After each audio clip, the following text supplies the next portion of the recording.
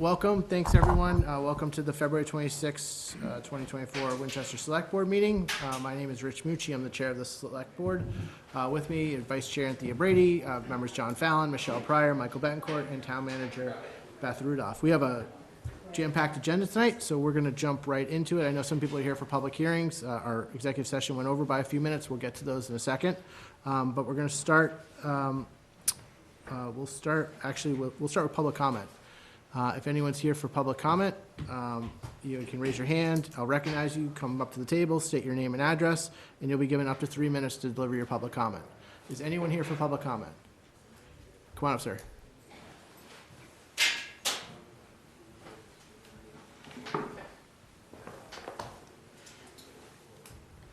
Good evening.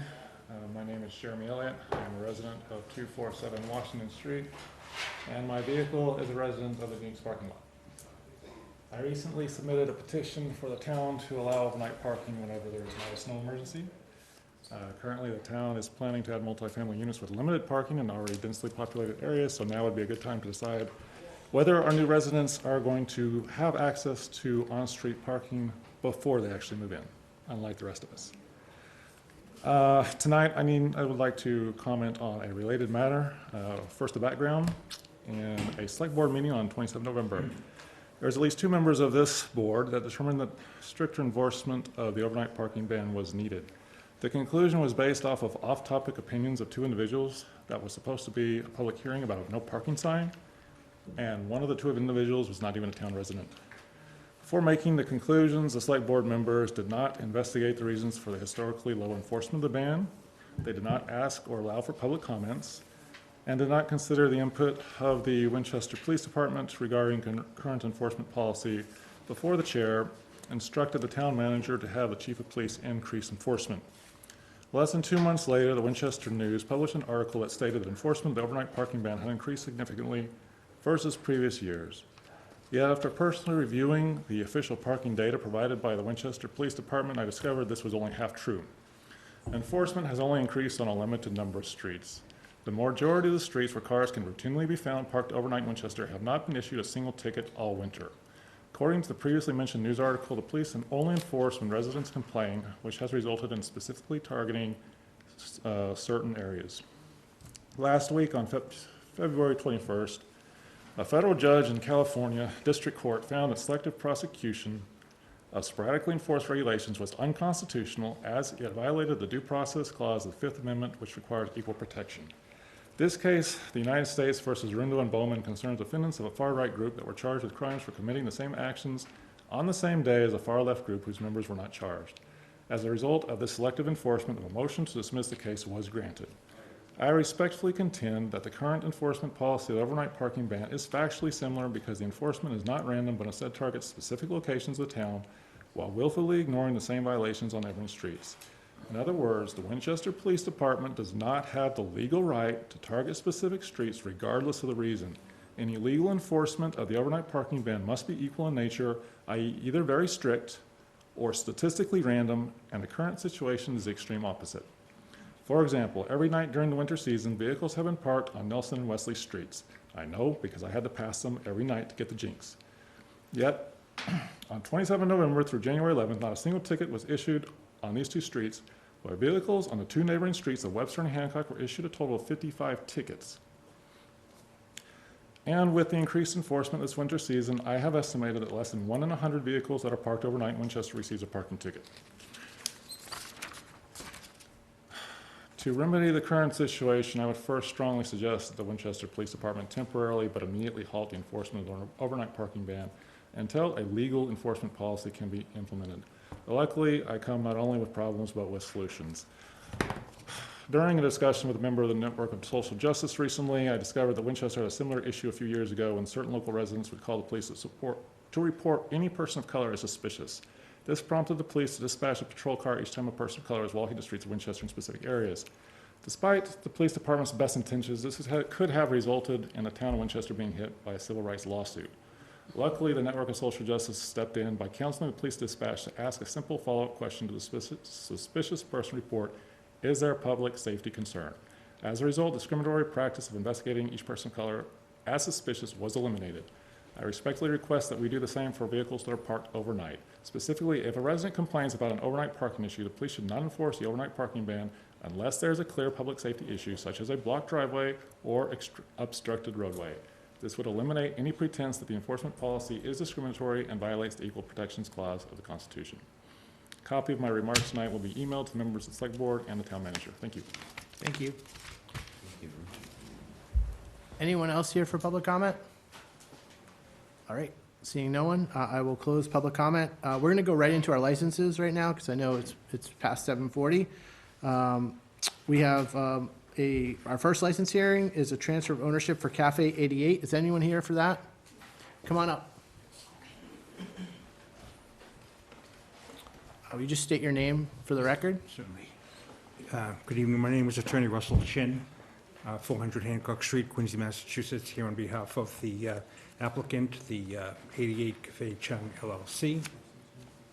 Joining me to my left is Ms. Chung, the manager of the LLC. Hi. And I know staff has had a chance to review the application. Everything's in order on your end? Yes. Okay. Is there anything you'd like to add to the support of your transfer of ownership? Not really, just we'd be happy to answer any questions that the board might have. Great. Let me see if there's anyone from the public who wishes to make a comment about the transfer of ownership for Cafe 88. All right, hearing no one, we will, any questions by any board members? No. Seems pretty straightforward. All right, is there a motion? Motion to approve the transfer of ownership for 88 Cafe doing business as 88 Cafe at 358 Washington Street to Ching Ching Chen. All those in favor? Aye. Anyone opposed? Hearing none, it passes. Thank Thank you. you for both for joining us. Good luck. Thank you. Next up, we have a common vicular license request by Michael Poloza? Talopoulos. You were close. I was I close. can't give you heads up before the Yeah, meeting. it's up for the meeting. You're from Arlington, aren't you? From Arlington. Yeah. Good to see you again, Michael. You as well. You guys? All right, so we're here for your request for the Bagel Bar LLC. I think staff has reviewed the application, everything's in order. Is there anything you want to add? Yourself? No, just, I want to introduce myself. Like you said, I'm born and raised in Arlington. My wife and I are now in Burlington. Opened our first location in Burlington and looking forward to coming back this way and happy to be in Winchester.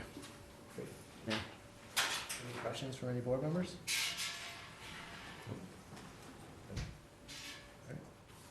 Well, thank you for investing in our town. And is there a motion? A motion to approve the common victual license for Michael Talopoulos for the Bagel Bar LLC doing business as the Bagel Bar at 11 Thompson Street in Winchester. Second. All those in favor? Yes. Anyone opposed? Hearing none, it passes. Great. Good luck. Thank you very much. Thanks. Good luck to you. Thank you. Thank you. All right, next up, we have a common vicular license and alcohol license for Section 12 wine and malt beverage application from Feng Hao Inc., doing business as Kureman at 538 Main Street in Winchester. Come on up. Good evening. Wondering who I should give the green cards to. Patty will take those. Thank you. Would have gotten them earlier, but a bunch came in today, too. Sure, I'll get some tomorrow. If we all could just introduce yourself for the record. My name's Brian Burke. I'm the attorney that represents the Karma franchise. My name's Hui Ten. Yeah, my name is Iverson Guo. I'm the owner and the CEO of Karma Restaurant Group in Massachusetts. Thank you for coming. Thank you. So I think staff has had a chance to review this application. Everything appears to be in order. Is there anything else you want to add in support of your application? Unless you have any particular questions, we'll let you get out early tonight. If you get lucky. I don't have any questions about the application. Does anyone have any questions about the application? I will tell you the single most question I get Is in when my position is when is Karma going to open? So we really try to get it open in April. We are very close to the finish line. Should we swear you in? Huh? Yeah. I would love to invite all you guys. Check it out. It's very very beautiful, nice place in town.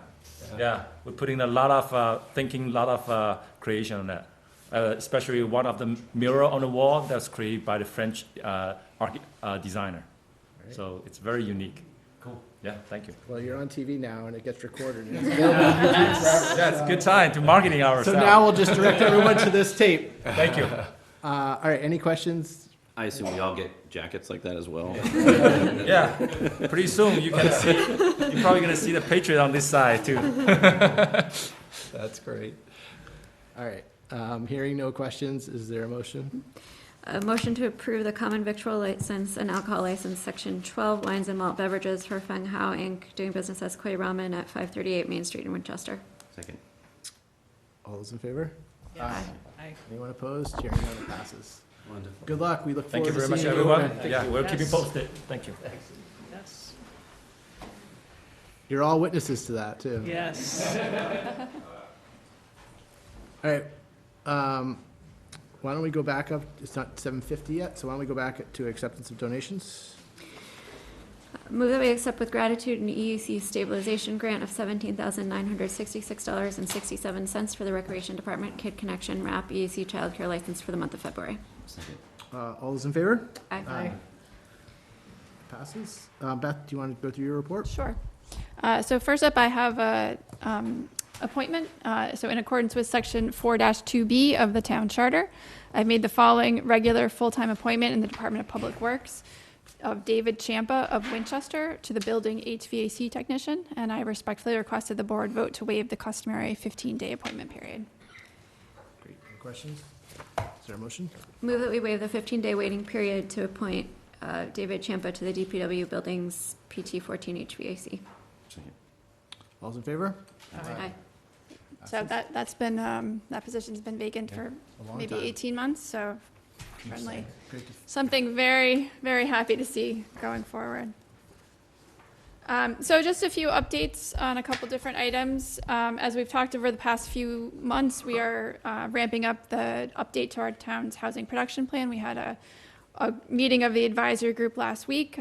There's 2 focus groups being scheduled for this week. Tomorrow night, there's a discussion with housing experts. And then on Thursday night, there's a discussion with renters, advocates, and other social service nonprofits who are interested in affordable housing. So I would encourage anybody who's interested in either of those to jump onto the town's website and sign up for those. Those are not public meetings. Those are just for folks who sign up for the focus group. We will be holding a public forum on March 13th. That will be a virtual meeting, so there'll be more information about that coming soon. And then we'll have a second forum, which is currently scheduled for the middle of May, May 15th. Next item is the economic development consultant. As I mentioned the past few weeks, we did put out an RFP, and we did have 9 folks who responded to that.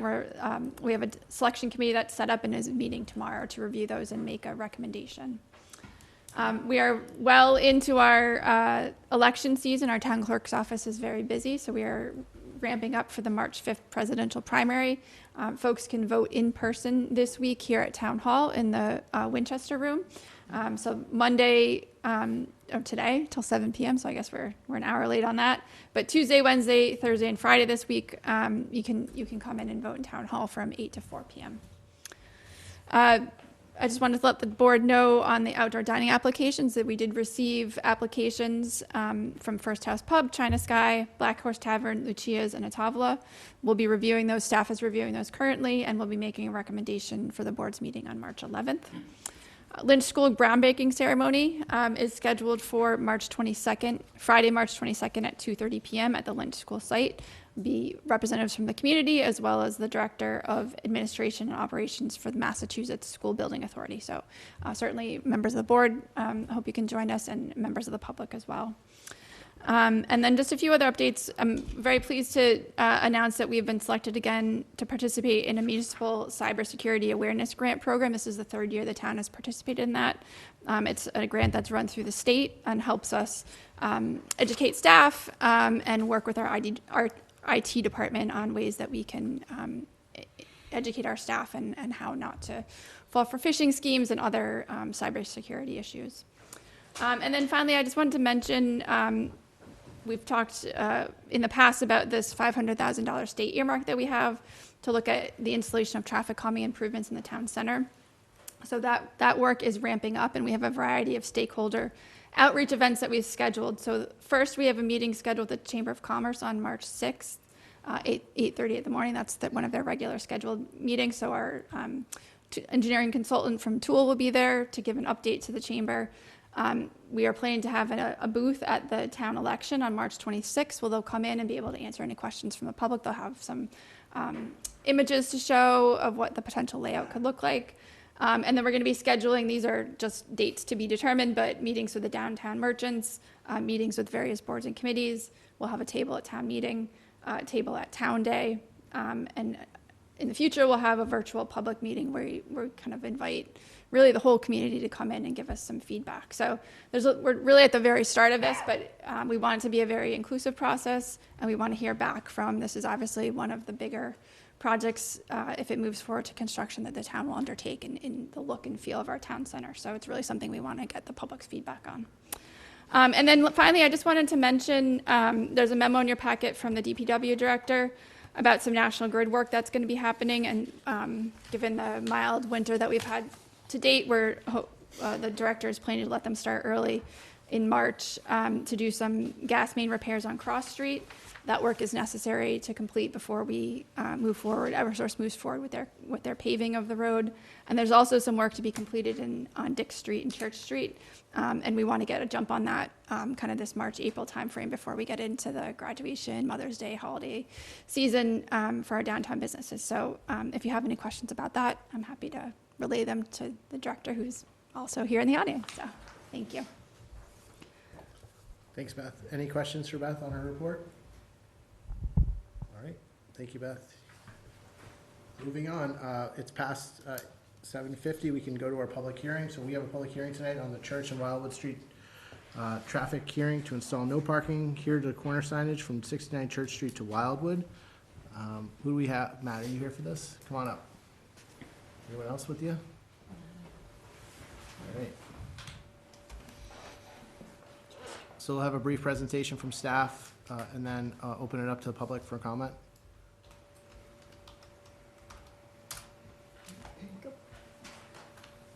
Is it gonna go up on that screen? Oh, yeah. That's the hope.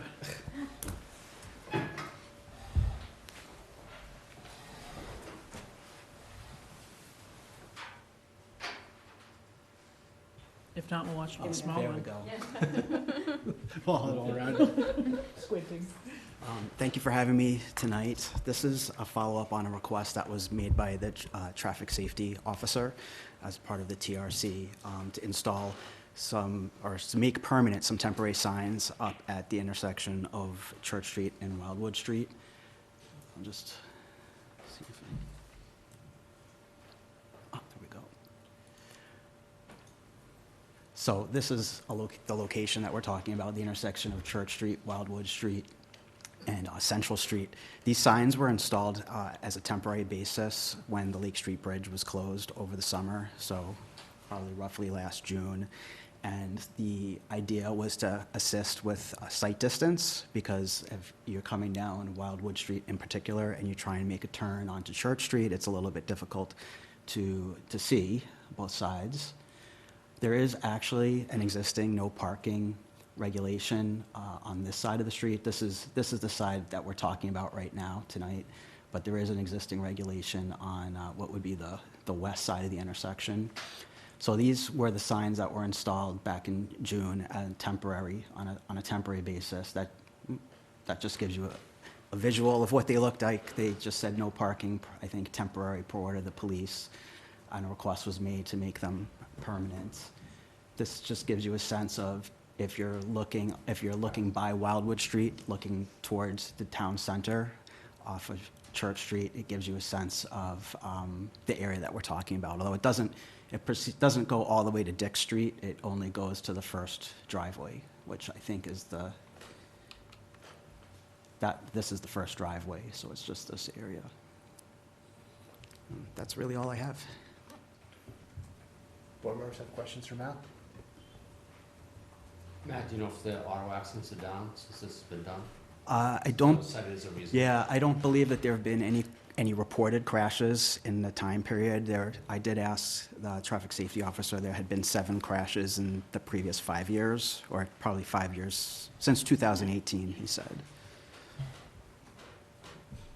Yeah, I take that route pretty regularly, and especially when there's been a lot of construction lately, and it is almost impossible to take a left turn and see that way. And there are quite a few kids that use those crosswalks, getting to school and back and forth to the town center. It's very busy, and a lot of kids on bikes too that are kind of flying through the area. So the low visibility doesn't help. And there's before we put the no parking signs there.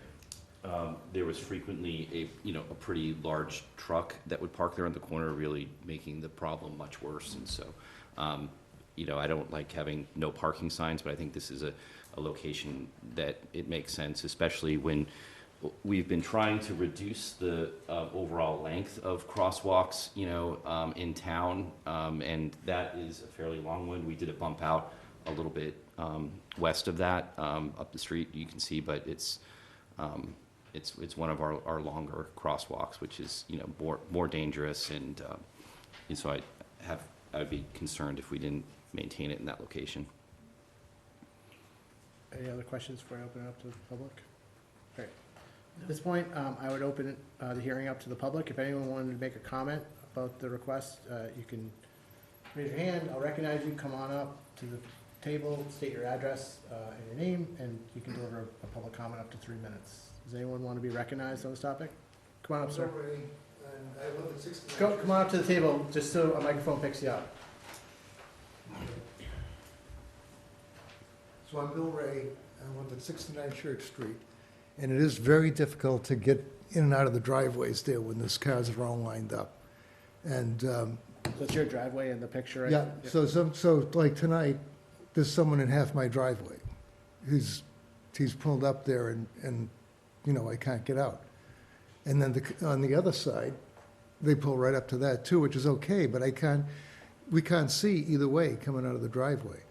And so it's almost, if you have to take such a wide turn, it's almost, you can't see the cars coming the other way. Yep. So at least push it up a little bit. It's, So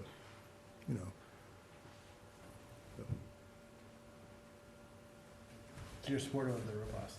I do, yeah. Selfishly, I do, yeah. You're allowed to be selfish. Thank you. Thank you. Yeah. Thank you. Anyone else here for public comment on this topic? All right, hearing no one, I will, sorry, come on up. Thurman Smith, 64 Church Street. I've often wondered, there's a lot of activity there. You got 2-way streets, Church, Central, and Wildwood all come together. I was sort of toyed mentally, whatever it's worth, with the idea of making Wildwood one-way going north, just up till Felton or Fletcher. Of course, I mean, people would have to go down either through Fletcher, the light there, or out on Dix, I guess, to get into town. But that's just, I've always thought, I just want to know, I've thought about making a request to do that, but I know a lot of the people on Pine would probably object. But whatever it's worth, I just wanted to let it out. Okay. Thank you. Thank you. Anyone else here for public comment?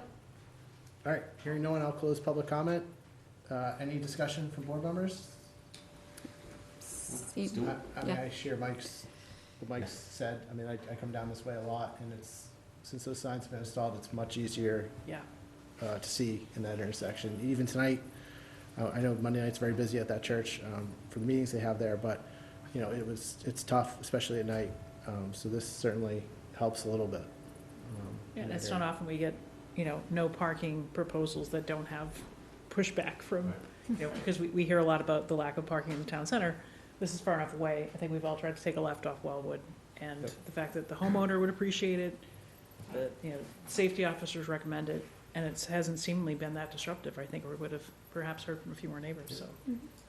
Agree. All right, is there a motion then? Motion to install the no parking here to corner signage from 69 Church Street to Wildwood Street. Or the permanent no parking here to corner signage. Second. All those in favor? Aye. Aye. Anyone opposed? Hearing none, it passes. Thank All right, thanks, Matt. Thanks, Matt. Okay, I think that brings us to our business agenda, and first up, we have the First Responders Fund. I think Paul's here. Come on, Paul. Oh, and others. How are you? Good, thank you. How's everyone? Good. Paul Goodrich, 4 Lockland Road. I'm also the Vice President of Winchester Sports Foundation, as well as very involved in the Winchester First Responders Fund. So, thank you for having me.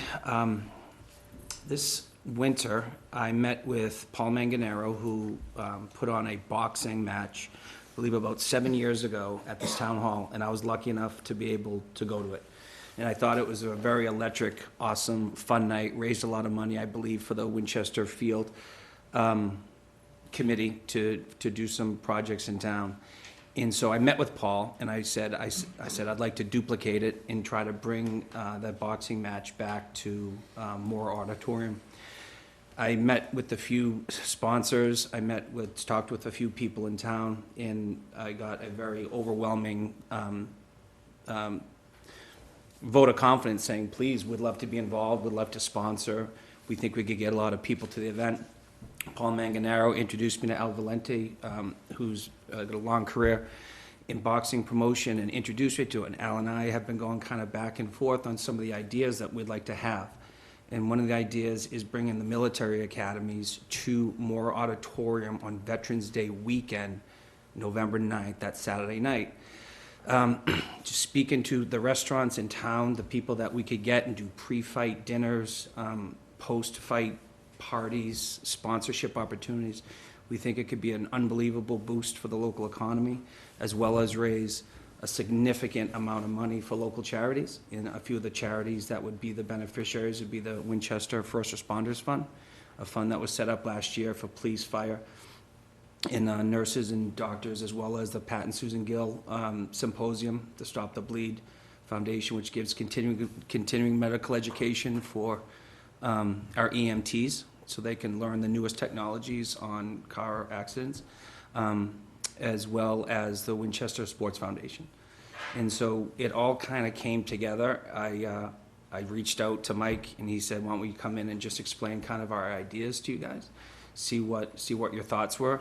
I want to introduce you to Al, who's actually put on this event, I believe, 5 times? 4 or 5 times. 4 or 5 times in the Moore Auditorium, and he can explain about what USA Boxing and the insurance and the licenses and stuff that we did previously, to say if there's anything that you guys, the town, would want, maybe we could work on it sooner than later, because of the commitments to get the military academies here and all the okays that we would need from the putting the event on would need to be probably pretty soon in order for us to be able to put on the event in November, so. I guess I can add to that. Good evening. I was approached by Paul Manganero many years ago about an event he and his brother David saw at Northeastern University called the Fight to Educate, in which we showcased great amateur boxers from around the country and raised millions of dollars for the Inner City Scholarship Fund at Northeastern. And it was there that Paul thought one day this could happen in Winchester. Well, it became a reality not too long after that. And in sitting down with Paul, they had a cause. It was called the Winchester Field Development Council. And I said, Paul, to do this in Winchester, being a Medford guy, it has to be a pretty nice event. USA Boxing, who I've been a member of, seems like forever, oversees all amateur boxing in the United States. So what I said to Paul was, I'm going to use my resources in Colorado Springs and bring you the best show I can bring you. But before we do that, you have to make sure the town is into this, because it's boxing. And living just a few miles from here up by Tufts, I never thought I'd have the opportunity to put a boxing event on at Moore Auditorium. When I walked into the auditorium, I fell in love with this place, because there's not a better venue for a play or a boxing event than that little room next door here. So I sat down with Paul and I said, Paul, here's what you need to do. You need to get your community behind this. And once you do, I'm going to bring you the West Point boxing team from West Point. the United States Military Academy. They're going to box against other schools like UConn, Trinity College, Hartford College. And we did this, and we raised all the money they needed in 3 or 4 years, I think it was, for the Winchester Field Development Council.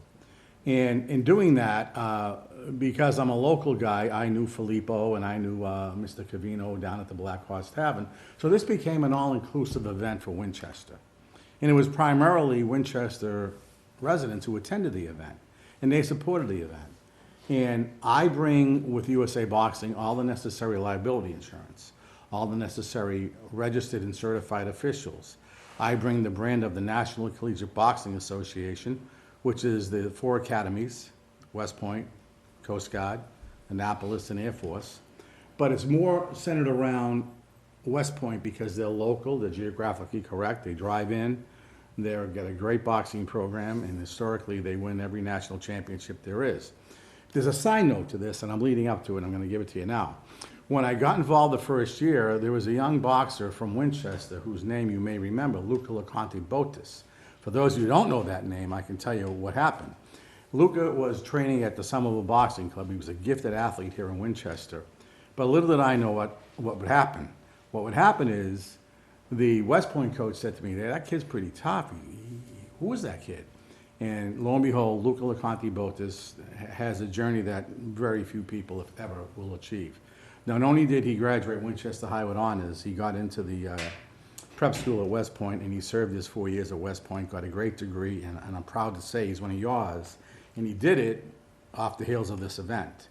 And not only did he do that, his career path is got him dead on for the Pentagon. He's gonna reach greatness. And it happened from this boxing event.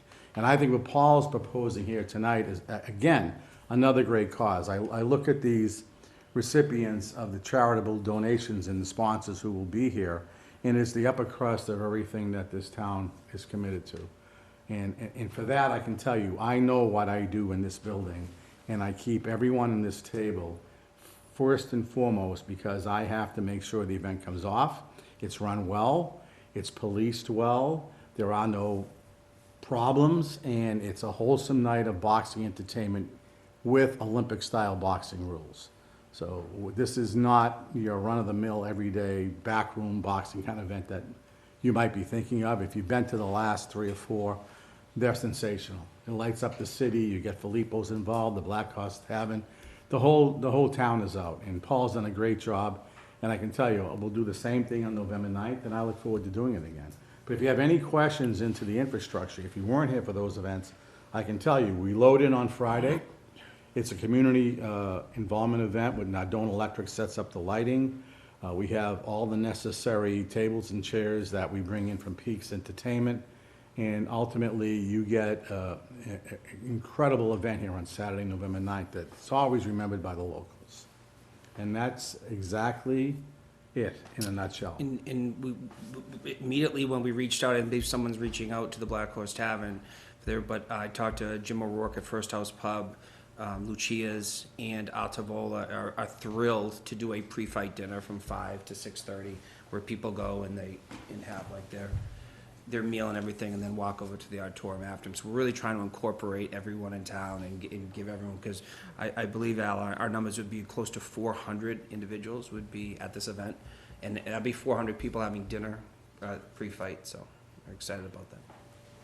I have a diagram of the seating plan, which I actually did not attend a meeting in the last few events I've done here, so this is kind of fun for me. And I walked through the venue with Paul and Michael not that long ago, and I said, I see this totally differently. We had a public sale back then, but we had sponsors that were supporting the Winchester Field Development Council. This event is going to be a pre-sold event. Every seat in this building, with the exception of about 100, will all be pre-sold.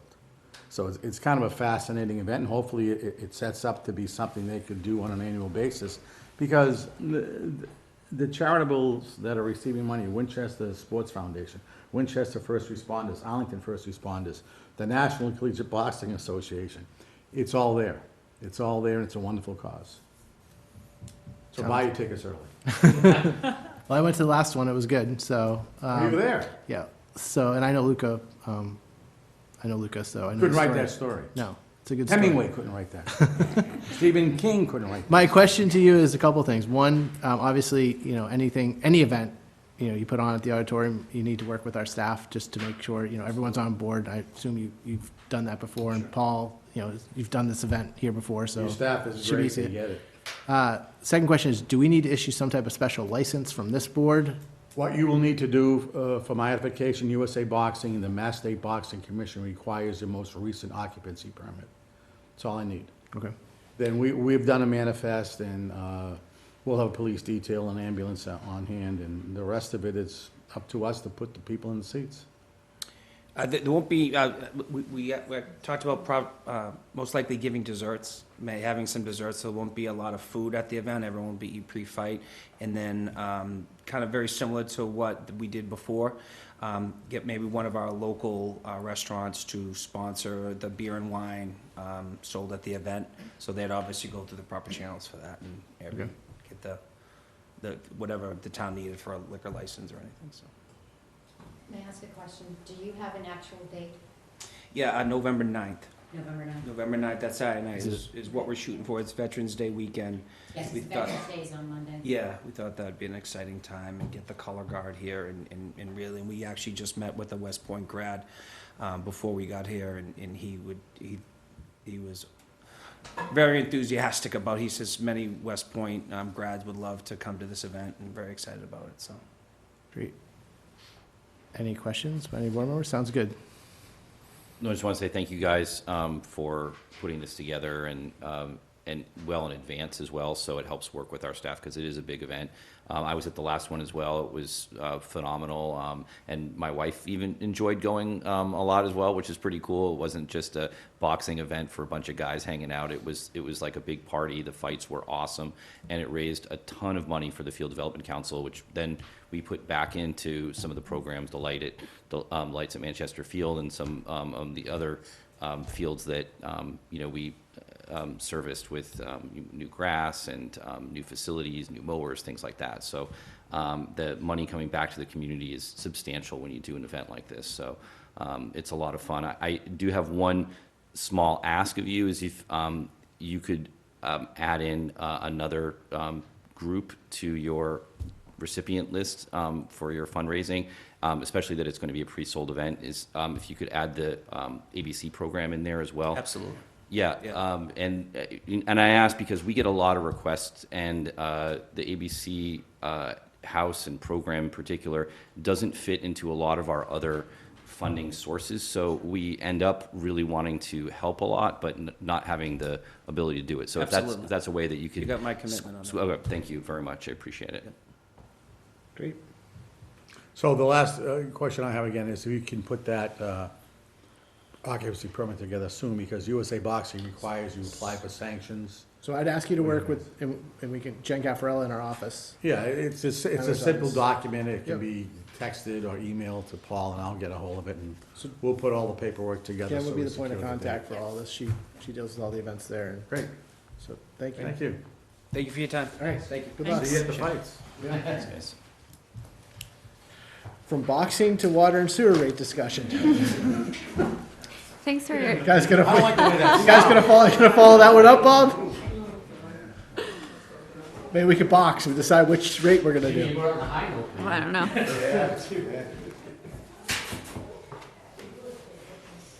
Thanks for adding ABC to that request, Mike. Oh, yeah, sure. I always feel like we're, need to help out, and there's not like an easy way for us to do it, so I figured you wouldn't object. I will not object. Just get all those voting machines out of the auditorium. It's gonna be the federal. Well, it's gonna be all bedlam, I think, after the election. Any questions already? Yeah. It is a week. It's town meeting.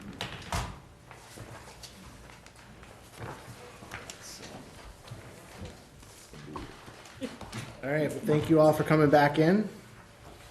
Happy Talk to about be here. water. Thanks for having us. Good answer. Thanks for all the good news. We can explain. Yeah, we can. No doubt. It rained a lot.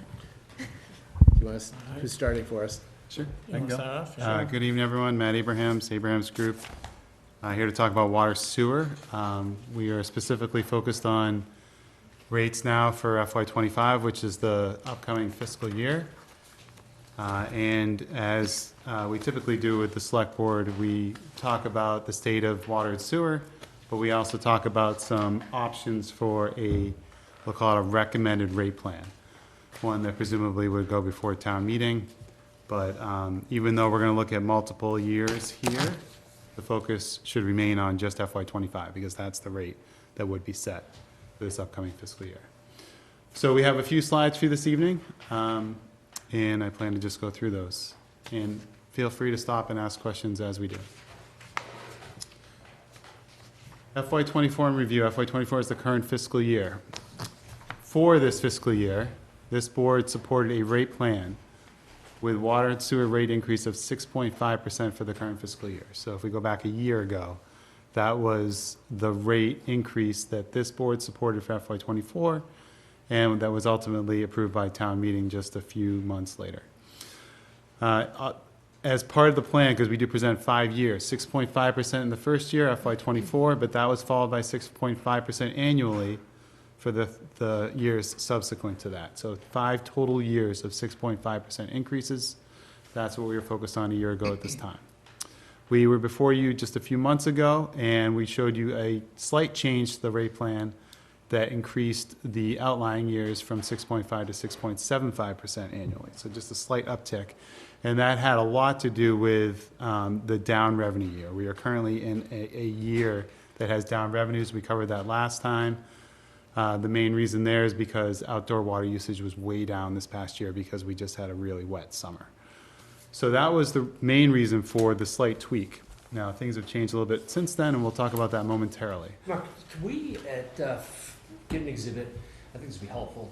Overall expenses, and then on the expenses, we have a line that shows the MWRA water charge, MWRA sewer charge, and then in there, whether it's capital or it's operation and maintenance, because this is what's going to drive a lot of this conversation.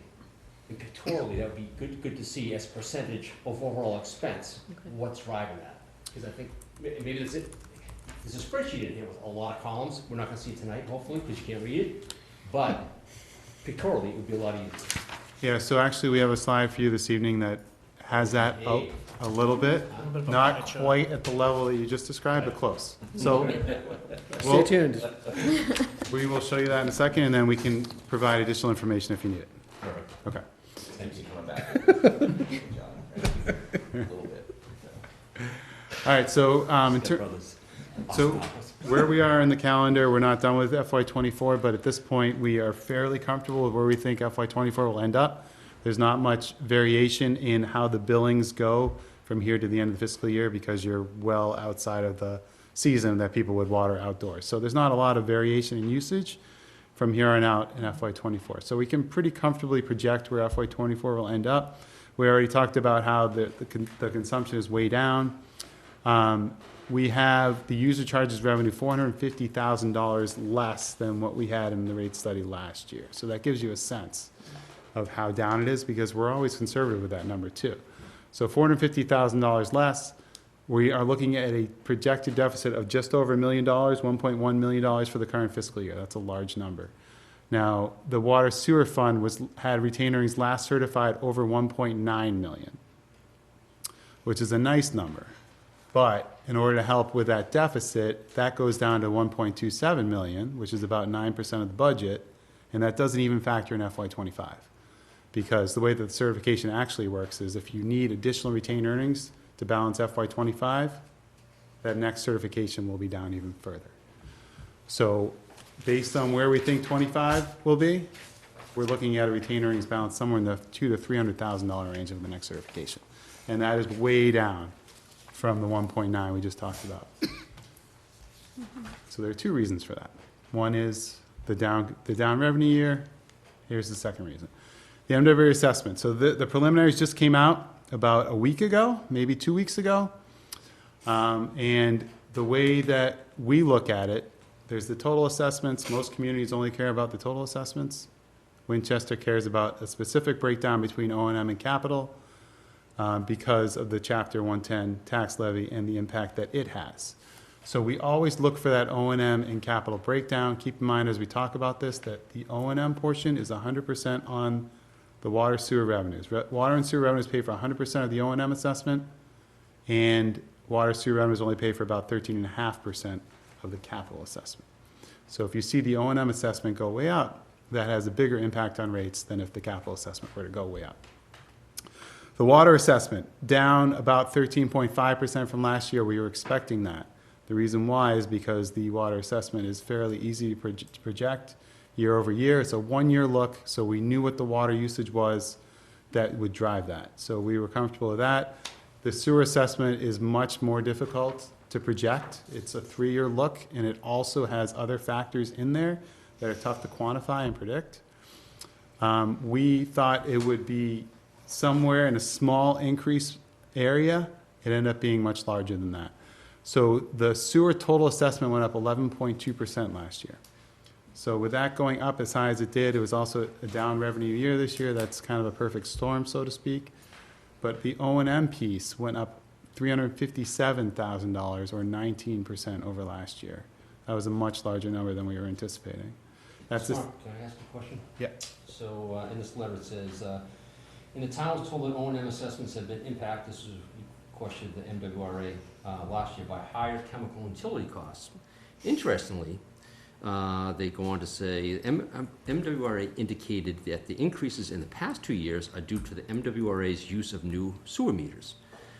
So my question is it sewer meters? Is it chemicals? What do you think the answer is there? So it's all of it. The biggest one is the sewer meters. So the town had 6 meters, but previously, that metered about 50% of our sewer flows. They came in about 3 years ago, said so they were gonna do a program to upgrade their meters.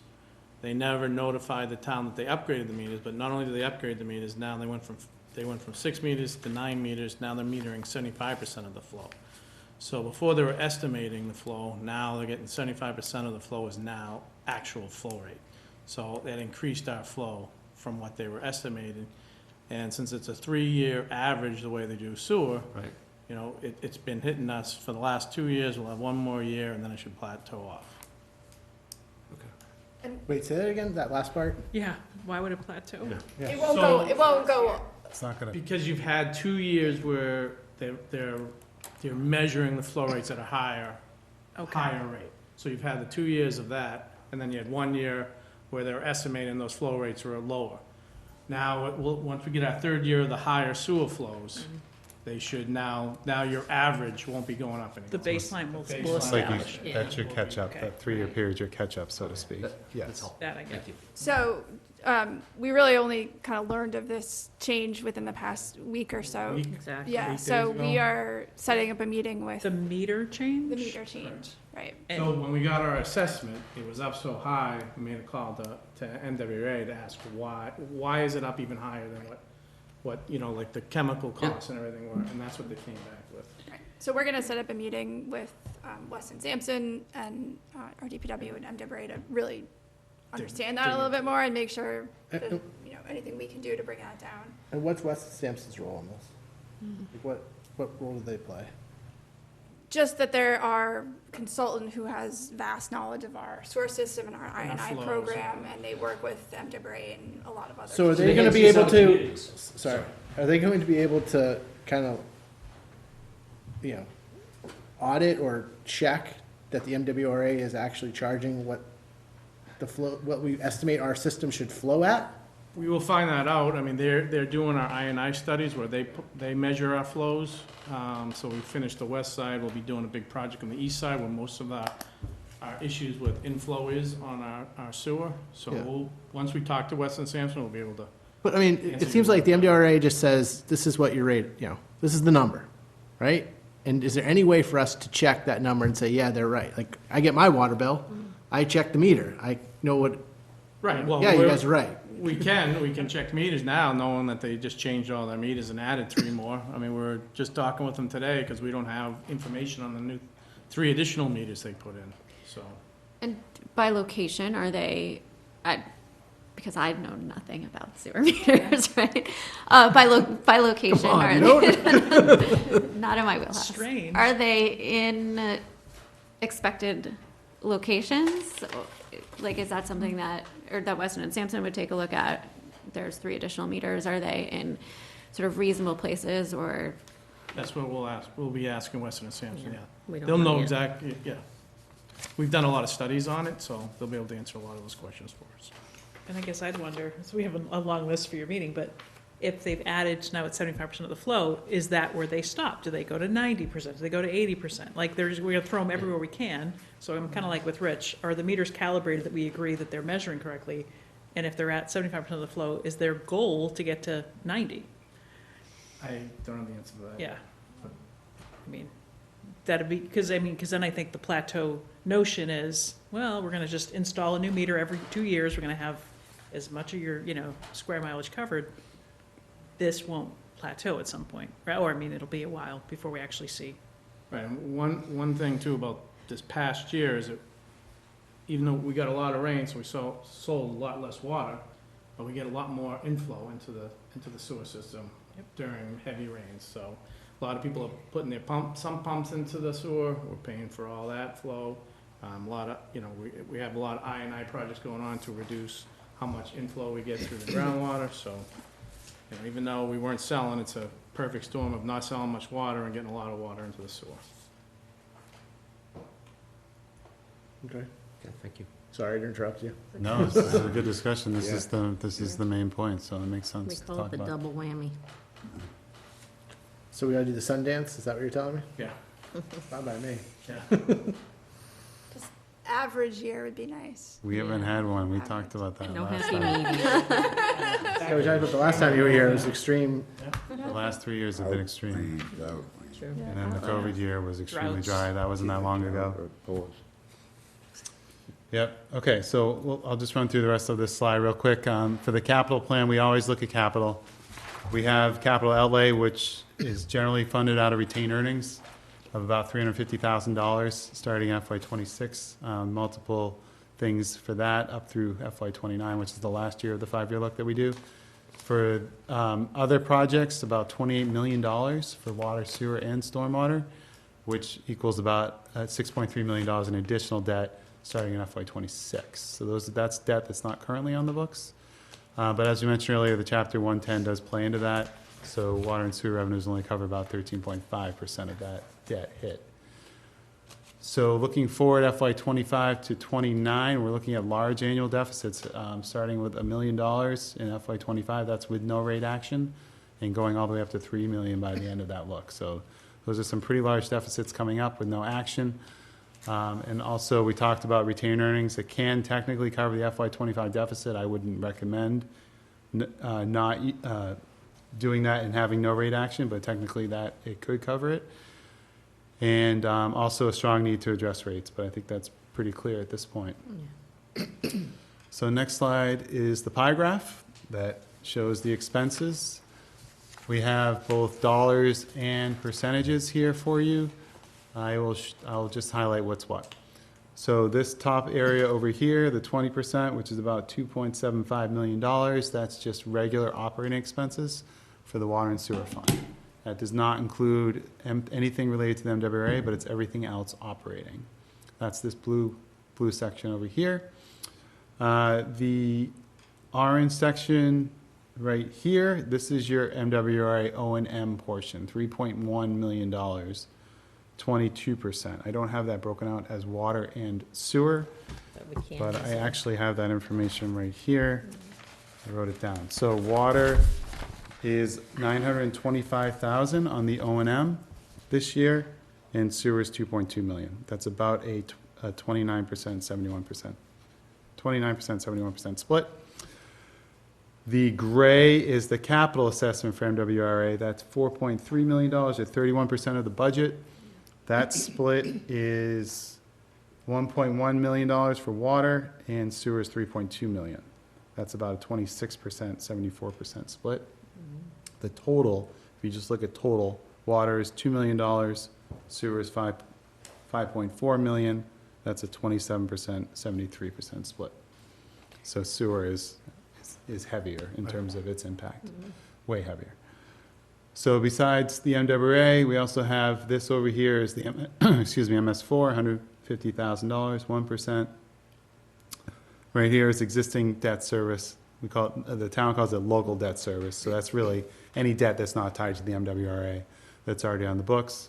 That's 1.8 million, 13%. And then the green up here is indirect costs, 1.8 million, 13%. So that's the total budget. So right how there. does the two MWRA, like the O&M assessment of 3.1, how does that compare over not just even the 3-year look back, but 5 years? Like 3.1 million, is that? What was the number the range? last few years? Yeah. I think you had that here. So I have my chart from last town meeting with, I have that information here if you want me to read it. yeah, so it was like, oh, it's very small. In 2020, for instance, it looked like it was about total of, Just over 2 million in 2020. You want me to read them? yeah. Okay. Just over 2 million. This is just the O&M portion. Yep. Total, water and sewer together. $2 million in FY '20, 2.16 in '21, 2.27 in '22, 2.28 in '23. Then it went up to 2.96 in '24. That's the big O&M jump that we talked about last year. And now it's up to 3.1. So just going back 5 years, it's a $1.2 million jump. Concentrated in the last 2 years of those 5 years. Yes, correct. Last year was 31% increase. This year's another 19 or 20%. So it's like 50% in 2 years. 50% in 2 years. Yeah. So I don't know why we think it would, I mean, if this is, I'm not sure it's realistic, maybe it's the meter thing, but if there's chemicals and other things, like, I don't know that we should expect it to ever bend back, right? Like, something was not happening, and that it was $100,000 increments, then all of a sudden it's an $800,000 increment and a $500,000, like, that can't just be 25% more flow being measured. There's something going on that we can't control at MWRA, that Right, I they're was gonna say passing costs something along. like they reallocated their financials, right, Like- and Well, drive it's more also expense, yes. Their projects too, correct? Right, but they did have that comment specifically last year when the town asked about the chemicals that, Chemicals and what- yeah. and how they expected it to stabilize. But Because it's not just based on like what we do specifically within Winchester, it's based on MWRA communities and sort of what's infrastructure and Yeah. if you, what's happening, right? the MWA has a budget document on their website every year, and in the back of that document, there's an appendix. Now, I think that they don't spend a lot of time putting these together, but they say that in the future years, they expect the water assessment to go up 3.9% every year. That's system-wide. And then it gets divvied up based on people's flow, community's flow. 3.9% every year. Sewer, 3.2% every year. And the sewer assessment, as mentioned earlier, is way more complicated. It's not as up and down as we see on the water side, which is just a one-year look. So I would generally expect the sewer assessment in Winchester to go up no more than 3.2% per year, but it will presumably go up a certain percentage every year. I would guess somewhere between 2 and 3% every year. In the Based past, on would that. go down as well, but it doesn't seem to be going down anymore. The sewer, like, Except for this giant occasionally. jump we've had in the last 2 years. 19% and 30, yeah.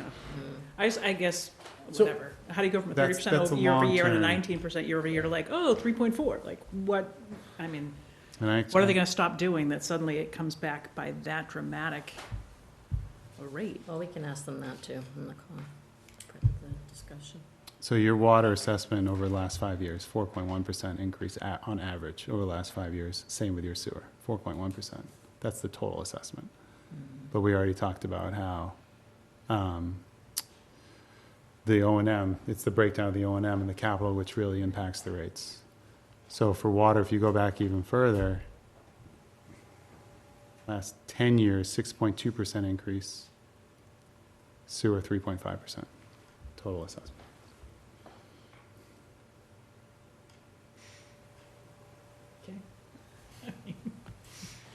Sure.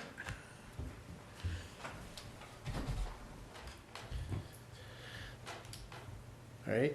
Any other questions on this slide? No. Okay, so transitioning to options. Option one. And what we chose to do with option one was to show you the rate increase that we last brought before you a few months back for FY '25. So that's why we have 6.75% in year one, just to show you how things have changed since we last spoke about this. So now, in order to kind of make up for the larger expenses that we're looking at, it would need to be a larger increase in the subsequent year if the town were to approve a 6.75. Now, of course, the revenues could change dramatically. It could be a very dry year, and then the financial picture is way different. But based on conservative estimates, this is where we think we are. We also include the impact on the average residential user's bill based on the usage of 2,900 cubic feet per quarter. Those are quarterly bills. So you can see, compare the current bill to each of the bills projected based on the rate increase. So if it were to be a 6.75% increase in FY '25, average residential user is about a $13 increase per bill. That's a quarterly bill. And you can... Can I just ask, so these percentages, like what is like, are we talking like, you know, to get that 17.5% number, is this, you know, basing it on a dry summer, a wet summer, like what average summer, what are we looking at? Conservative estimates for usage, but not as conservative as this past year. This past year's usage was way down compared to the last several years. And if we were to use that estimate, then these numbers would be higher. So it is conservative, but it's not like crazy conservative. Okay. Sorry. So then there's a table which we include for our projected deficits and retained earnings projections. And then we show where we think retained earnings will be based on this rate plan. Of course, there are a lot of assumptions baked into here, but that's what we have here. And we wanted to make sure that the retained earnings projections didn't get too close to zero. So we have them lowering out about $300,000 with this plan in FY '25 and FY '26. That was about as low as we were willing to go. Which is nowhere near our 8 to 10% that we usually try to be. Yeah, so the orange is the 8 to 10% range that the select board over the years has generally tried to target. And unfortunately, with the current situation, the retained earnings is trending below that right now. Sorry, this is a little off topic, but what percentage of our users are tier 1 customers?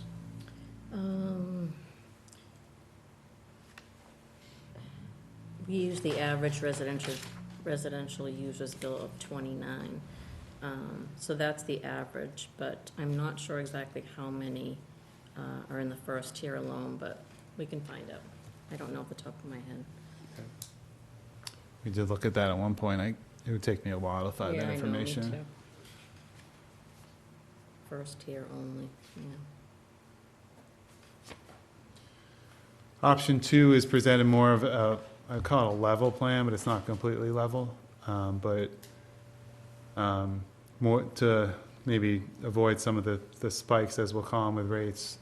Now we're looking at 11% and 25, 10 and 10. Obviously, these are higher than what we last looked at. So for the average residential user, 11% increase would be a little less than $22 per quarterly bill. And then option 3, we decided to include one that also included an increase to the service charge. So if we think back to a few years back that the town implemented. 3 years, yeah. Was it implemented or was it just increased? No, we had It a was $5 increased, service yes. charge for years. And It was increased from $5 per bill to $30 per bill 4 or 5 years back. 3 years back. Yeah. The service charge has not changed since then. So the service charge, this particular option, we're including a $5 per bill increase to the service charge, and then presenting what we think the rates would be with that additional revenue in there. And we're looking at a fairly level plan of 9.5% per year for the foreseeable future in that scenario. Average residential user impact about $23-ish per bill. So that's like the checked bag fee? Yep. Right.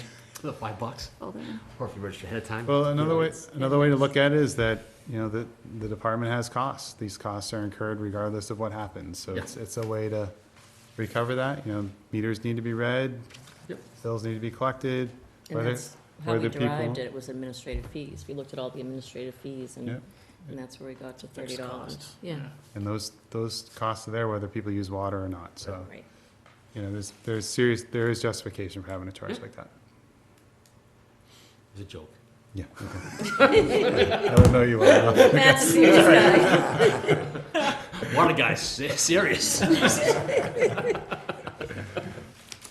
So I believe those are all the slides that we had for you this evening, so happy When to. we did discuss that surcharge a few years back, it was really necessary at that point because we were far behind with some of our investment. Other communities, yeah. Yeah, so, but there was a concern that, and it was way too low. It was well below what the market was. Yes. I remember when we looked around and. And you it's know, still not the highest. Right, Yeah. but $5. So I guess that's still where we need to look when we're increasing that, because there was that concern that, well, you're just gonna keep on increasing the, you know, that base fee every year, and that disproportionately affects, you know, low water users essentially, Yes, right? And exactly. so high water Can't users control are as much. not paying more, right? Right. Except for their, whatever tier they're in. So, that's my only concern with it, is that people that use very little are getting charged the same amount. And so, there should be something there, but I'm not really sure how other communities do it. I just remember we were, you know, embarrassingly low with that $5, you know, fee, which wasn't even, you know, worth mailing bills out to people at that point for what it was. So, you know, so it was, right, you figure that quarterly, what it cost for, you know, mailing, it wasn't worth it. So, so it certainly helped kind of stabilize the budget and not, you know, increase too much in one year. But, you know, I'm worried that if we have to keep relying on that specific increase, you know, are we going towards, you know, a $50, you know, base fee, you know, for each user? So. Do you know where we stack up in those fees compared to other communities? We don't have that information readily available, but we did look at that the year that it was increased, right, Leon? I I believe would that we just, did. I would just be curious now, like, where, I mean, Yeah. where we're at now. It's just part of our conversation with, you know, town meeting as well, when we're, you know, raising the rates like this, just to know that we've, I remember that we did our diligence on We it did, last yeah. time, and it was, we were very clearly the lowest. And the conversation always comes up, you know, around our table in town meeting too, well, why, if we're doing our own water treatment facility for half the town and doing MWRA for half the town, wouldn't it be better and cheaper for us just to shift everything over to MWRA No, we did for that, the yeah. capital cost? And so I'm just kind of, you know, reminding, you know, our thousands of viewers that, you know, we have kicked the tires on that idea, and our water quality, our water service, and price, cost of service is substantially better with our Exactly. system and our program, so. Yes. So we need to decide on this soon, if not tonight. Yeah, you don't need to decide tonight.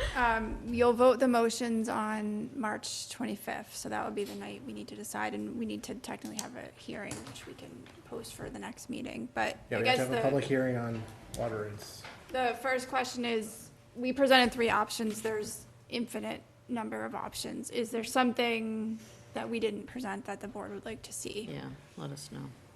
So one thought I have, and this is kind of in practice of rolling things out where the second tier then feels like my family somehow, fairly low water users. So sometimes the next 3 units are the same as the first 15. And so then, while like having that second tier as much higher to sort of, you know, in one sense it's like encouraging people to get to the front of it. Now it just feels like, man, that's a jump, right? Like a big difference. Is there anything that can be looked at with, does that first tier go up a slightly higher percentage and the second tier a slightly lower percentage, where they normalized a teeny bit more? And and maybe doesn't necessarily feel like when we, I don't know what I'm trying to say there, but just thinking like, Like, in is other there words, something each that's? tier would not be increased I- the same percentage. Yeah. Yeah. And I guess my question, kind of piggybacking off of Anthea's, is what is the financial impact of the different tiers to the town? Like how, I mean, How so? like, does tier one, are we losing money because we have a tier one? Or are we, are we making, is tier three really, those heavy users, they're carrying us Right, in this we're analysis? subsidizing it, yeah. Right. How are our tiers stacking up at this point in time, based on what we're seeing trends in the market? Good question. And also like, how do we come about that, as Mike says, that increase on the service charge, where we're not sort of penalizing the lower water users, but at the same time trying to, not then take the higher water users and have a drastic shock from one bill to the next. Yeah, I mean, I feel like, own personal experiences, I feel like I'm always in that, like, 1 or 2 units above, like, the tier. It's like your insurance deductibles. It's like, I'm almost there every year, but I never hit it. So, I'm just curious if there needs to be some analysis at some point, if our tiers are structured correctly in this town. True. And they haven't been looked at, I think, in a very long No, time, they right? haven't. If we raise the Yeah. floor, Rich, you won't just miss it, you'll be solidly where you belong. So, Fine. one thing I can say that possibly address one of the points that you just made a moment ago, it's very common for communities to have tier structures. Yep. Very common. Otherwise, the alternative is to not have a tier structure, you just have one flat rate. Like Woburn. And it's pushed Like by what? DEP. Like Woburn. Yeah, the only Woburn one has who that? does that, yeah. Oh, really? Yeah, it's still Okay. fixed. There is language in Mass General Law that suggests, actually technically requires, but it's not enforced, that MWA communities do have a tiered block system. So, I get it. I'm not saying do away with the tier system. All I'm saying is, how do we come up with it? Do we look at it at some point, 10 years, 15 years, 5 years, whatever the Yeah. number is, and see if it's making financial sense Yeah. in this analysis. right. Yeah, it's something that could be looked at. And I just have a question on process. Are we voting for town meeting? Which just 1 4 year. years of rates? Just 1 year. Just one. That's what I thought. Yes. Okay. But we But like to provide. I mean, obviously, the consumption changes the picture in future years, but we try to predict Right. based on that average or Yep. kind of worst case scenario where we would be in future years. So. Right, and I'm not suggesting we stay at 6.75, I know we just adjusted it up, but we just got some new numbers from MWRA, so I'm not suggesting like, let's just do nothing, Right. but we're not necessarily committing to an 11% for the next 3 years. No, we're not. No, Yeah, Just 1 year. Fair just enough. voting 1 year, but we like to show you what the rest of the years look like when you make that decision. And we typically show town meeting that, right? yeah, so in, like, just looking at it, so in spring 2020 town meeting increased 12% and then estimated 7%.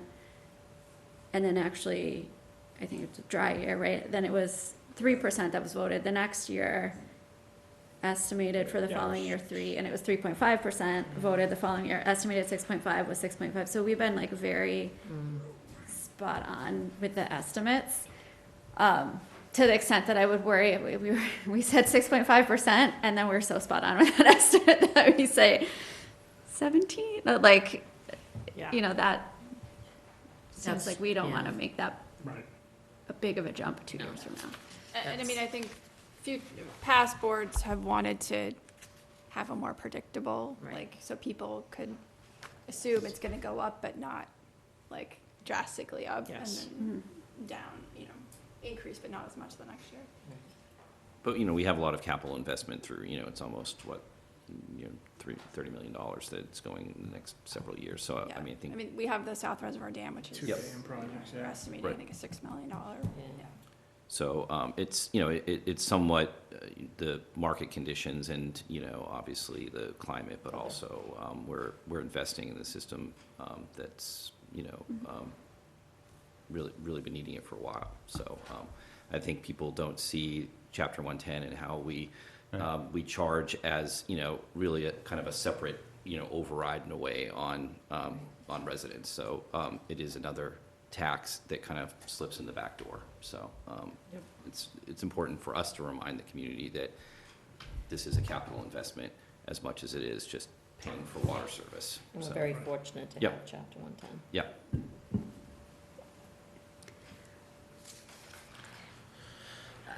Another just thought, I think, like, if we could maybe look at something that thinks about increasing the service charge maybe down the road, so not necessarily for,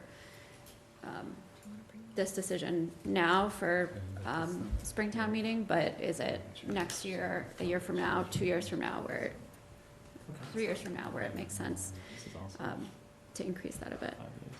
Like, it's not great that we went, whatever, 30 years with $5. Yeah, and then 5 to 30 but- is a big, yeah. That's why I asked, Be what the- every- what are, like, where do we stack up with other towns? Yeah, but like every 5 years, I think would feel better Right. than like, oh, we're gonna close the budget gap every 3 to 4 years by throwing another $5. Like, let's be more predictable. I'm completely in favor of that. So we don't not touch it, but I'm not sure that's the way to get over this hurdle. But maybe it's in the next 2 years, it goes up, because to Rich's point, like, where are we relative to communities, and it makes sense, and then it's predictable. Right. In 5-year increments maybe, or 4. 120. So it sounds like if you go back to option 2, maybe this is, That's where I'm leaning. we're leaning. Option 2. Speaking for me. 11%? Option 2. How's that? Just want to make sure you understand what option 2 says. Not option 3. It's more even. Somewhere between 1 and 2, maybe. So we'll go back and, just so we have the information, look at the service charge, how we compare to other communities. I found the table from the last time we did this exercise, but the data is 5 years old. Yeah, no, that's. But all I right, can, relevant. I can give you the numbers if So that's it's helpful. probably only gone up since then. Yeah. Yeah, if we could get that, that'd be great. Okay. Can you just Wouldn't say expect what them the to be range going was up. 5 years Sure. ago, just out of curiosity? Yep, so 5 years ago, these are annual numbers. Arlington's was between $46 and $60 per year, depending on probably a meter size, I would guess. Bedford was $80 per year. Belmont was $156 to $176 per year. Brookline $240 to $580 per year. Canton $70 per year. Melrose $166 per year. Wakefield $152 per year. And with the change that took place in Winchester, that number went up to $120 per Yeah, year. so we're at 120, and there are, 4 or 5 that are still higher than us 5 years ago. But let's assume some of them went up. I would assume Yeah. that they Are did. those all Chapter 110 communities as well? No, we're the only I one. don't think any of them Chapter are. 110, I think we're only one of 2, or what are the One other- of 2 in the state, right? one of 2 in the state, I think, yeah. We're unique. What's the other one? I don't know. I forget. I don't think it's around here.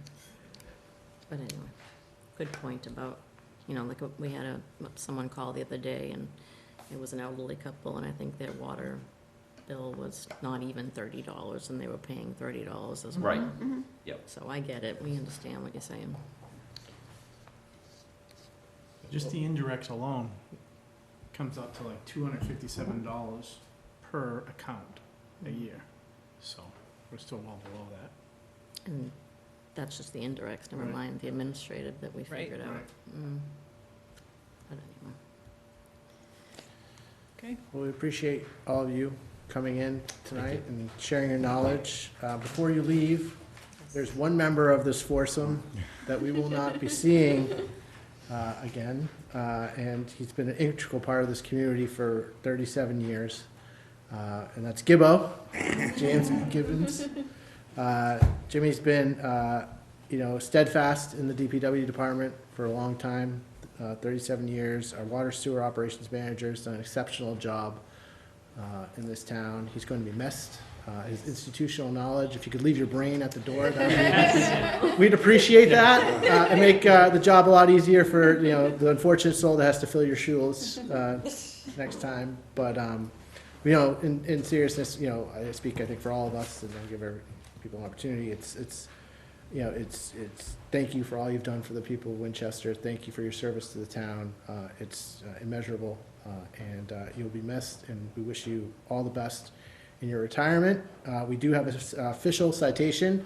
We're also going to figure out a way to bottle some Winchester water and make sure you take that home so it doesn't evaporate either. So you can always remember the good water quality that you had in Winchester and you provided. But it does say Town of Winchester official citation. Be hereby known to all that the members of the Select Board hereby offer their most sincere congratulations to James Gibbo Gibbons on this occasion of his retirement after 37 years of exemplary service to the Winchester community in the Department of Public Works. Town wishes to recognize his dedication, customer service, and doing everything he can to help the residents of Winchester. Under his leadership as the Water and Sewer Operations Manager, the DBW Water and Sewer Department received the Mass DEP Public Water System Award in 2021 and 2023. The entire board extends its very best wishes and expresses the hope for a very happy retirement. Signed this date, 26th day of February 2024 by all of us. So thank you for your service. Well deserved. Yes. Thank you all. Thank you.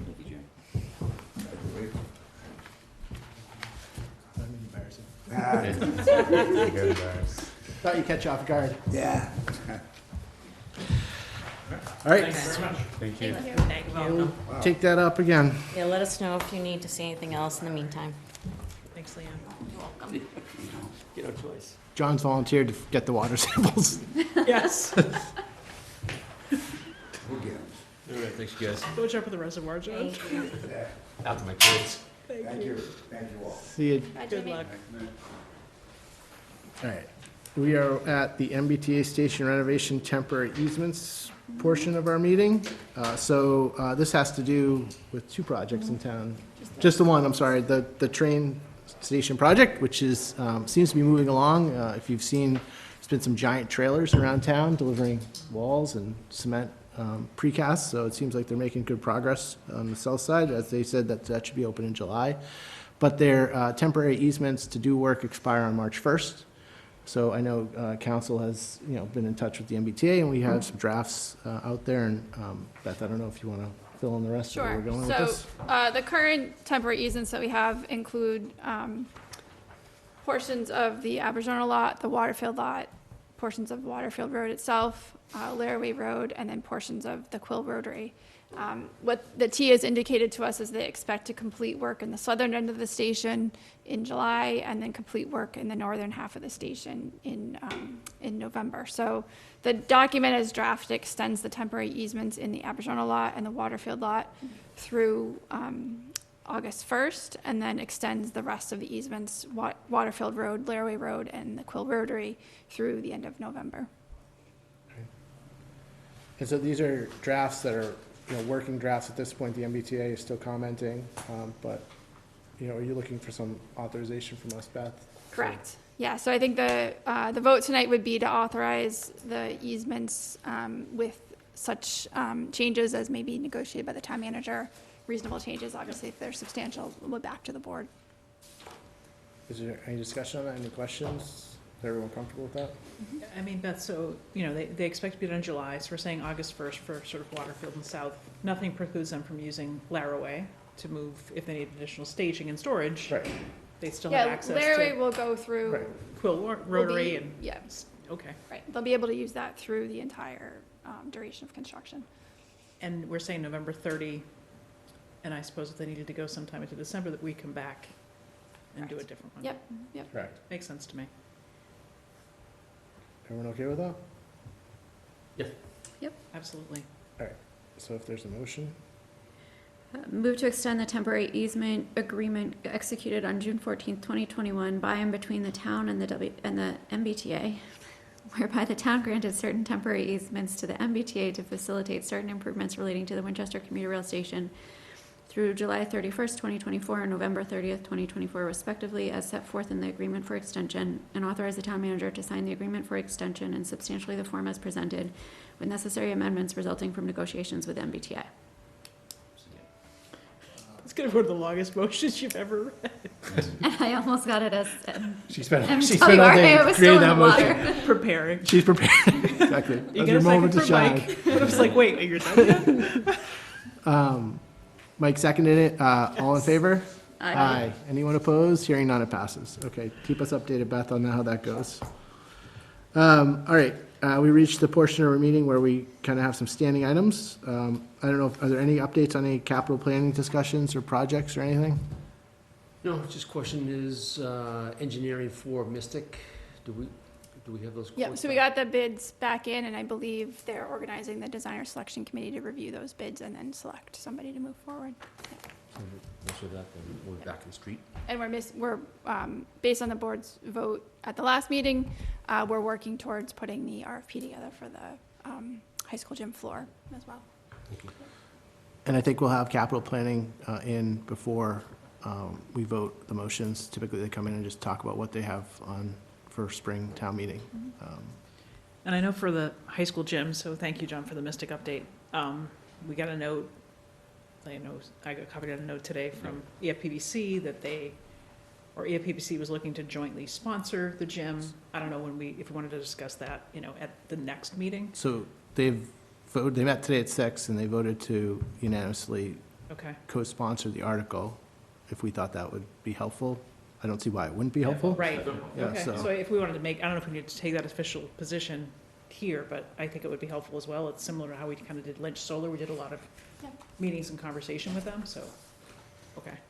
Then I'm good with that. Just want to make sure we're all good with that. Yeah, so that's great. The more support, the better Yes. for a project, so. Yep. Absolutely, so we'll coordinate with Jay and the members of that committee as well. All right, so nothing else on capital planning. Beth provided some budget updates for us. I know Yeah, so FinCom is in the midst of their process. Nothing really changed. Right. I think $3,500 changed from the last time I presented it, but so we have a deficit of just around 1.89 million to be proposed to be closed with free cash. We are still working. I think I mentioned this last time. We're still working with Maya and our unions to potentially make a change on our dental insurance to a Blue Cross Blue Shield product, which would give us another 1% reduction in our health insurance renewal. So that, I factored the higher number into the town manager's budget. We'll continue to work through that, and hopefully we'll be able to get that additional 1% reduction there. So just, I didn't, obviously the full town manager's budget is available on the town's website. I did just take out the operating reserve table so everybody could kind of see that where we were kind of headed. Obviously, at the end of FY23, we had a very healthy reserve of 18.64%. We're projecting, based on the manager's budget numbers, that we'll be somewhere around, in the 16% range at the end of FY24. That includes money that we need to balance the FY25 budget.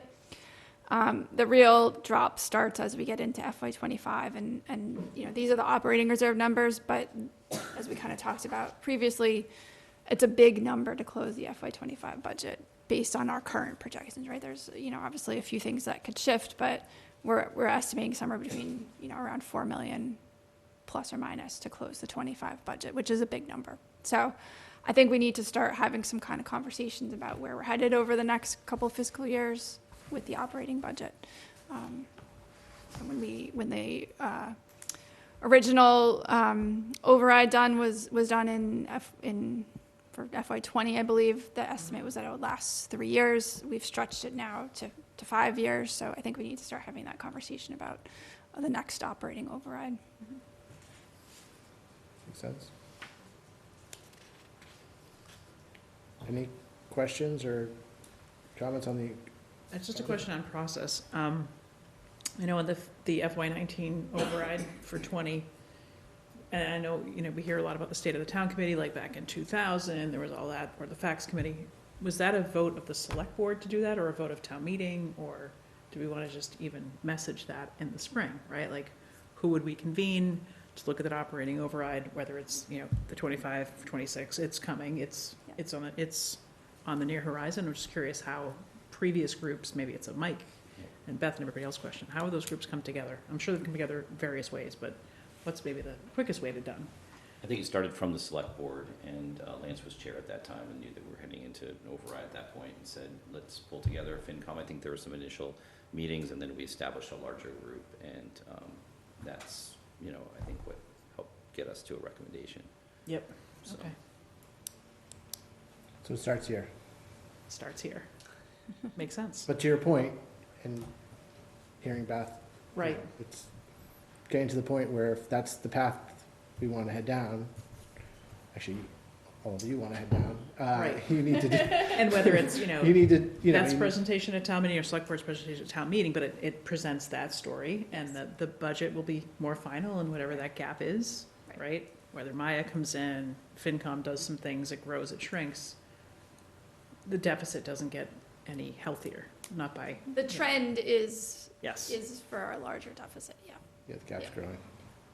You know, I think that we started that committee because there had been a resistance in the past to general overrides, operating overrides, and there was a sense that somebody had done something wrong. We had mismanaged something, and now we need more money, and we can't, live within, our means. And I think the strategy that Lance started out last time was to have a communication with residents and really say, this is going to be built into the future for us because we have a structural deficit. We don't have commercial revenue, and with only a 2.5% increase every year when our schools are growing at twice that, it's it's going to continue to be that way. So I think that was why we wanted to start the conversation that way, was to educate people on the fact that we're in a different position than we maybe were 20 years ago. So. Yeah. Okay. Thank you. More to come. Okay, ARPA discussion, there was a memo that was sent very late today from the schools. I don't know if, was everyone on that? No. No. Okay, so just some more information about the request for the stage and the curtain, so probably get that to everybody and maybe take it up at our next meeting. Is there anything else ARPA-wise? No, I just thought I'd very quickly just kind of go over where we are. I've updated the spreadsheet based on the most recent votes from the board. So we've committed just over $3.9 million in funds. We received in total just over 6.81, so that we have a current remaining unallocated balance of 2.86 million approximately. And the things that we've kind of talked about, I'm calling them kind of holds, is a $300,000 set aside for community needs, a $900,000 set aside for the Mystic School heating system, and then a $1.3 million set aside for the high school gym floor. That gives us somewhere in the order of $300,000 left. I do have two projects that have closed out. The work that that the library did to upgrade their Wi-Fi, and then the South Reservoir Dam aeration, or South Reservoir aeration system. So I know that I will have turnbacks of around $47 million, 47 million, all right, problem solved! I'm gonna sign you to a long-term contract. Problem solved. 47,000. So we will have that money. We can vote at a future meeting, and we will have some other projects. I want to kind of go through this list with staff and see which ones we can close out. So we will have a little bit of money coming back to us as we kind of finish some of these projects up. But as we're, I guess, looking at this list, that community needs projects at 300,000, we probably should get going on that. I mean, especially if the money's got to be committed by December, so we should probably get on that. And I'll follow up with Stacy on that, because the challenge there was in that the framing of what those things should be in terms of appropriate use of the ARPA funds. Okay. So I just wanted to mention the two projects that we've talked about, the Mystic School heating system and then the high school gym floor. For the Mystic School heating system, the estimated construction cost, obviously very preliminary, was 1.5 million. We had the potential ARPA allocation of 900, which leaves us a gap. I know we did have some potential grant funding that we were going to explore, and maybe some funds from the recreation department, but we do have a little bit of a gap there that we have to kind of piece together once we have some better cost information. And then for the high school gym floor, we had talked about potential construction costs of around 2.6 million, 1.3 ARPA, the 960 of overlay funds. And then I think the question mark is that leaves a gap of somewhere around 340,000, whether there were any donations that we thought were going to come in or whether we were going to close that in free cash. Now, we don't need to decide that tonight, but we do need to decide that when we draft the motions on the 25th. So Beth, when we talked with Chris last week or 2 weeks ago, or 3 weeks ago now, he said that 2.3 million was a good number Okay. for the construction. So that really closes that gap.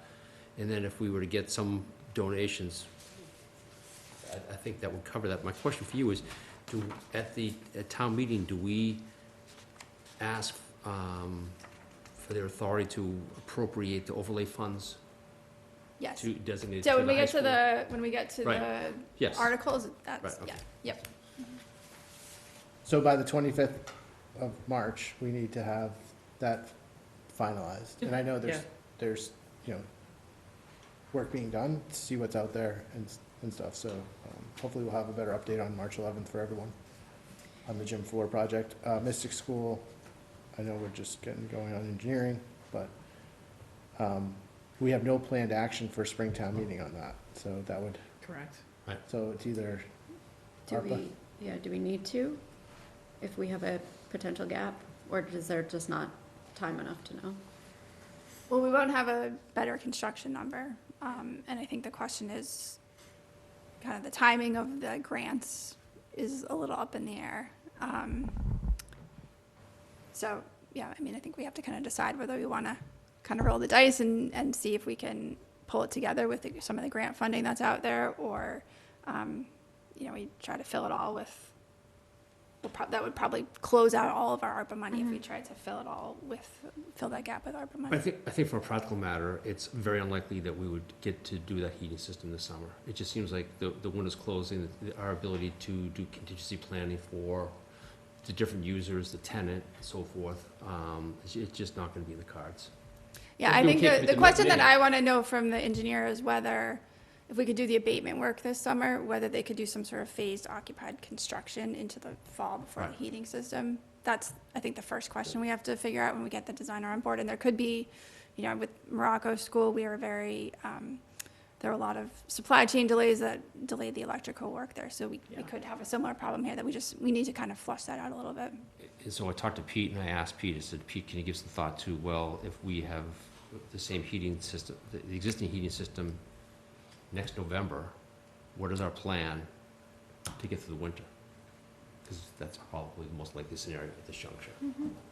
I know it's not desirable, but it's just what it is.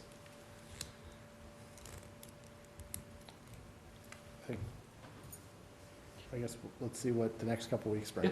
Yeah. That's why we appointed someone new to. That's right. I was just gonna say that. Welcome.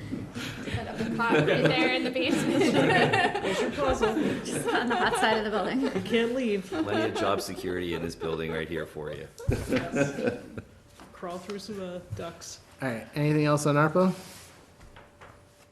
All right, so now we come to spring town meeting articles. So we're not voting on anything tonight, so we just have a draft of our articles in their present form. I don't know. Yep, you want me to run through? Yeah, if you want to Sure. run through. So Article 1 is a standard article. I had a conversation with the moderator this morning, and she was recommending a tweak, which Anthea pointed out, I think is missing the word reports in there. If everybody's okay with it, we'll go forward with enough, have town council review it. Reasoning for that? I think it was just making it more, broadening the language a little bit to include the commissions and committees, because there are, really, we open it up to really anybody who wants to make a report under that article. So I'll have town council review that, and then we can bring it forward at the next meeting for a vote. The second one here is the water and sewer rates. So obviously the article is very general. We'll get into the details in the motion. The third one listed here is the Lynch School traffic calming project. So Tool will be in on March 11th to give a presentation on where we stand with that. And we'll have a better idea in terms of what the estimated costs are.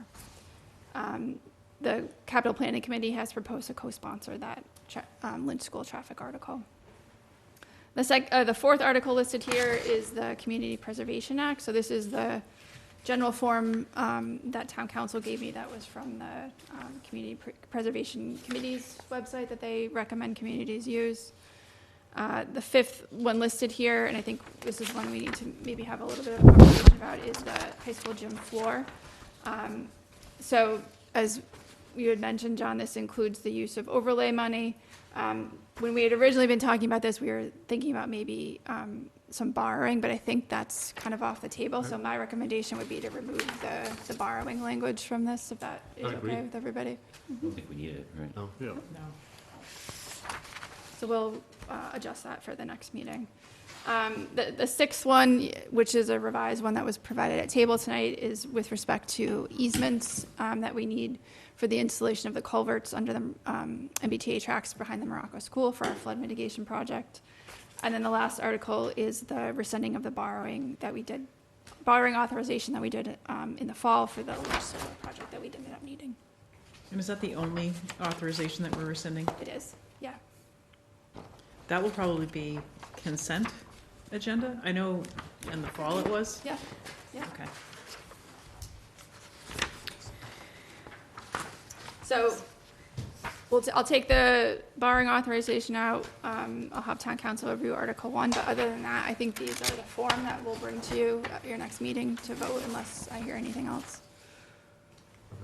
So I guess in the next couple of days, review them if you have any changes, or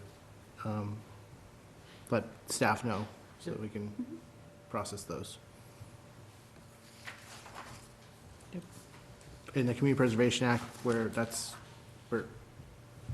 good with that? Is that- Yeah, is so that- we met does that need to be? before, and we're getting together with subcommittees. We'll have something to bring to the select board in March, so at some point before to present a little more fully, right? Yeah, and I think the consensus of the committee was not to move forward with the article to create the CPA committee at springtime meeting, but to start working on that bylaw so that maybe even by the time we get to town meeting, we have a draft so that people can see what's coming. I think that'd be great if we could. Yep. Yeah, A there- draft of a bylaw. Mhm. Yeah. Yeah, there was quite a bit of discussion on it, and Yeah, as there was, as Beth said, determining not to present it for a vote, but to present it as background of what we're looking forward to was the decision that was made. So I heard from just a couple people on that topic is it a risk to not have the bylaw? Is it a risk to have the bylaw in terms of town meeting, in terms of a November vote? So I think having something, whether it's going to be, in a substantial form similar, I mean, bylaws are in a bunch of, a couple hundred communities. Yep. I'm not sure we try to grow our committee by twice, and we wouldn't try to get particularly clever, I imagine, but I think having something, not that it's options A, B, and C, but it will specify this, this, and this. It will look like that, I think will be helpful. And even if that's at table, by the time we get to it, I think would be great. Yeah, there's sort of some requirements and some wiggle room within those requirements, but also thinking, number of people, how are people appointed at large? How does that work? To an extent, I think they could even be elected if that was the path we chose to go down. So it's like a whole buffet cereal bar. Nice. I think the one thing that a lot of people didn't realize is that any appropriations that are coming from the surcharge go back to town meeting for approval, right? So it's important, because I think people don't want to commit to a committee that's just going to be spending money, but it's just just like the capital planning committee, right? It's making a recommendation, and the kind of town manager is the central point for all of the capital projects, which will end up being what essentially the majority of the CPA funds will go to one way or another. So I think the next big decision point for this board on the CPA is for the motions, we're going to need to have the surcharge amount that we want to use in there. So that'll be on the March 25th. Are we sticking with what was presented in the fall, or is there change? Same, yeah. So the 1.5? 1.5? 1.5%?